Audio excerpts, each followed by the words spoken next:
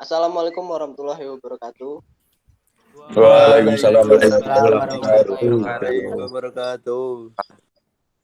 Kami dari kelompok 4 akan mempresentasikan tentang tugas kemuhamadiyahan yang beranggotakan Farhan Aditama, Reni Dwi Wahyudi, Sinedra Algeta Sukrisna, Muhammad Ferry Nur Anggoro, Bahtiar Arfa, Al-Hafiz Nur Muhammad, M. Rizky Wijaya, Pandi Ahmad Setiawan, Setiawan Bayu Nugroho, Pri Hasdandi RS, M. Raka Dwi Almadi.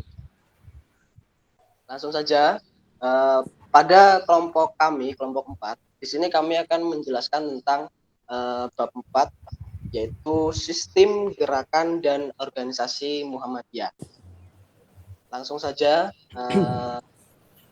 materinya akan dibacakan oleh teman saya. Silakan, Randy Dwi Wahyudi dibaca. Isi materi 1. Pengertian pembaruan 1. Ideologi gerakan 2. Sistem gerak organisasi 3. Struktur organisasi 4. Majelis-majelis 5. Lembaga-lembaga dan yang ke-6 organisasi otonom. Oke, baik.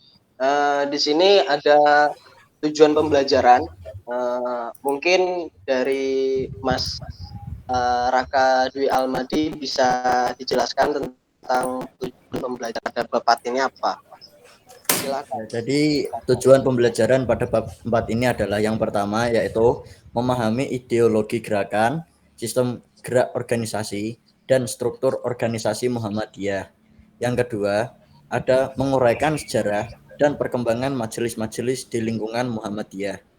Yang ketiga, mampu berkiprah dalam majelis-majelis di lingkungan Muhammadiyah sesuai dengan keahlian masing-masing. Yang keempat, menguraikan sejarah dan perkembangan organisasi otonom Muhammadiyah. Lalu yang terakhir, menjelaskan kiprah Ortom Muhammadiyah dalam kehidupan beragama, berbangsa, dan bernegara.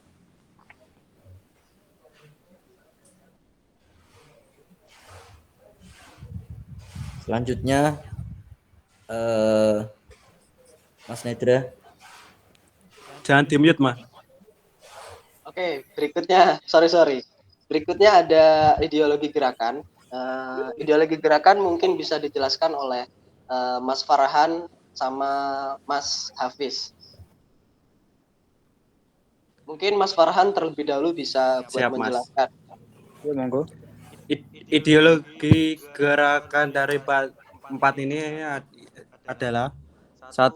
Muhammadiyah sebagai gerakan Islam, bukan sekadar organisasi. Lebih-lebih organisasi dalam pengertian administrasi yang bersifat teknis. Sebagai gerakan Islam, Muhammadiyah merupakan gerakan agama religious movement yang di dalamnya terkandung sistem keyakinan, beli atau sistem pengetahuan, organisasi, dan praktik-praktik aktivitas yang mengarah kepada tujuan yang dicita-citakan. Oke, selanjutnya yaitu dalam gerak langkahnya, Muhammadiyah memerlukan perekat yang kokoh sehingga mampu mempertahankan nilai-nilai gerakan, sejarah gerakan, ikatan dan kesenambungan gerakan. Dalam melaksanakan usaha-usaha dan mencapai tujuannya, dalam hal ini Muhammadiyah secara bertahap melakukan ideologisasi gerakan yang berintikan penguatan paham agama sekaligus pandangan serta strategi gerakan dalam mencapai tujuannya. Oke, next ya kita. Berikutnya yaitu sistem gerak organisasi. Apa sih yang dimaksud dengan sistem gerak organisasi? Mungkin Mas Ferry sama Mas siapa yang belum? M. Rizky. Yeah. Mungkin bisa dijelaskan tentang sistem gerak organisasi.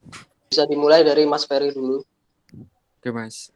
Sistem gerak organisasi. Yang pertama, Gerakan Muhammadiyah menggunakan sistem organisasi modern yang dicanangkan sejak berdirinya pada tahun 1912. Penilaian bahwa Muhammadiyah sebagai gerakan modern dapat dilihat dari visi dan misi gerakannya. juga didasarkan pada penggunaan organisasi sebagai wahana perjuangan. Dewasa ini, perkembangan organisasi Muhammadiyah telah mencapai tingkat kompleksitas yang tinggi dalam ukuran kehidupan organisasi kemasyarakatan di Indonesia. Berikutnya, menurut Arsyad Soleh, 11 bangunan organisasi Muhammadiyah saat ini terdiri atas 3 komponen, yaitu pimpinan, unsur pembantu pimpinan, dan organisasi otonom. Komponen-komponen tersebut mencerminkan distribusi tugas dan kegiatan dalam kaitannya dengan pencapaian tujuan organisasi. Oke, tadi ada sistem gerak organisasi ya, sudah dibacakan oleh Mas Ferry dengan Mas Rifki. Berikutnya di sini ada struktur organisasi Muhammadiyah. Ada beberapa poin di sini, ada poin A, B, C, D, dan E. Nggak hanya itu, ada juga struktur horizontal dalam organisasi Muhammadiyah. Mungkin bisa dijelaskan oleh Mas Arfa dengan Mas Fandi. Silakan.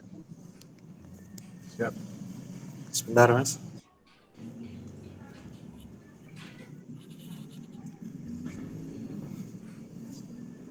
Oke, untuk kali ini kita lanjut ke struktur organisasi Muhammadiyah, yaitu dalam rangka menjalankan usaha-usaha baik dalam tataran konseptual maupun operasional sebagai gerakan Islam dan dakwah amar ma'ruf nahi munkar.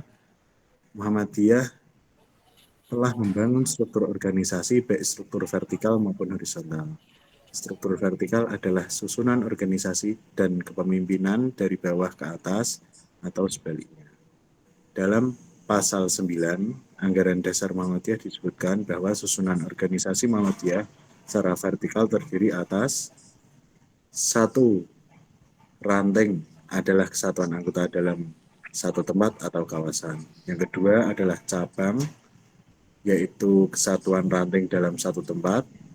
Yang ketiga adalah daerah, yaitu kesatuan cabang dalam satu kota atau kabupaten. Yang keempat wilayah, yaitu kesatuan daerah dalam satu provinsi. Yang kelima adalah pusat, yaitu kesatuan wilayah dalam negara.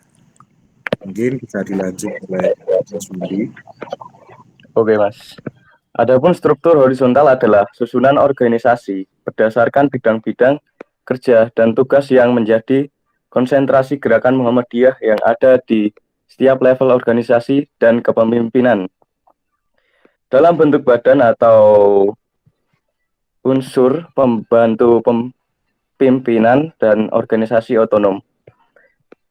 Nomenklatur atau nama unsur pembantu pemimpin persyarikatan dalam Muhammadiyah periode 2010-2015 ditetapkan oleh keputusan pimpinan pusat atas amanah muktamar untuk melengkapi kepengurusannya. Terima kasih. Baik, terima kasih buat Mas Arfa dan Mas Fandi sudah menerangkan tentang struktur organisasi di Muhammadiyah. Berikutnya, di sini ada majelis-majelis di dalam kemuhammadiyahan. Yang pertama, di sini ada 3 majelis ya. Yang pertama ada majelis sebagai unsur pembantu pimpinan persyarikatan memiliki ketentuan sebagai berikut. Yang pertama, majelis bertugas menyelenggarakan amal usaha, program, dan kegiatan pokok dalam bidang-bidang tertentu. Yang kedua, majelis dibentuk oleh pimpinan pusat, pimpinan wilayah, pimpinan daerah, dan pimpinan cabang di tingkat masing-masing sesuai dengan kebutuhan. Berikutnya di bab 4 ini ada lembaga-lembaga dalam kemuhammadiyahan yang disebutkan dalam dasar Muhammadiyah. Yang pertama, lembaga adalah unsur pembantu pimpinan yang diserahi tugas dalam bidang tertentu. Yang kedua, lembaga dibentuk hanya oleh pimpinan pusat. Pimpinan wilayah dan pimpinan daerah apabila dipandang perlu dapat membentuk lembaga tertentu dengan persetujuan pimpinan persyarikatan setingkat di atasnya. Berikutnya ada organisasi otonom Muhammadiyah. Monggo silakan teman-teman yang ingin menjelaskan tentang organisasi otonom Muhammadiyah. Oke Mas, organisasi otonom Muhammadiyah.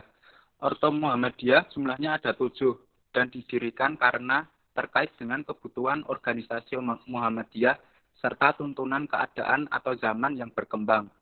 Ortom terdiri dari 2 macam, yaitu ortom khusus dan umum. Ketujuh ortom itu yaitu yang ke-1 Aisyah, 2 Pemuda Muhammadiyah atau PM, 3 Nasihatul Aisyah atau NA, 4 Ikatan Mahasiswa Muhammadiyah IMM, 5 Ikatan Pelajar Muhammadiyah atau IPM, yang ke-6 Tapak Suci Putra Muhammadiyah atau TSPM, yang ke-7 Hizbul Waton atau HW. Jelas nggak Mas tulisannya? Jelas Mas. Jelas. Ortom khusus hanya 1 yaitu Aisyah karena seluruh anggotanya sudah menjadi anggota Muhammadiyah dan diberi wewenang khusus untuk menyelenggarakan amal usaha seperti amal usaha Muhammadiyah. Aisyah yang seluruh anggotanya adalah ibu-ibu Muhammadiyah mempunyai amal usaha, yaitu Taman Kanak-Kanak TK Aisyah yang dikenal sebagai sebutan TK Aisyah Bustanul At-Tafal TK Aba. Selain Aisyah, masuk kategori ortom umum karena keanggotaannya bersifat terbuka dan tidak mesti anggota Muhammadiyah, contohnya Tapak Suci. Banyak di antara anggotanya adalah bukan anggota Muhammadiyah, terutama Tapak Suci yang ada di luar negeri yang perkembangannya cukup pesat akhir-akhir ini. Baik, makasih buat teman-teman yang sudah menjelaskan tentang bab 4, yaitu gerakan dan organisasi Muhammadiyah. Demikian presentasi dari kelompok 4. Lebih dan kurangnya kami mohon maaf. Wassalamualaikum warahmatullahi wabarakatuh. Waalaikumsalam warahmatullahi wabarakatuh.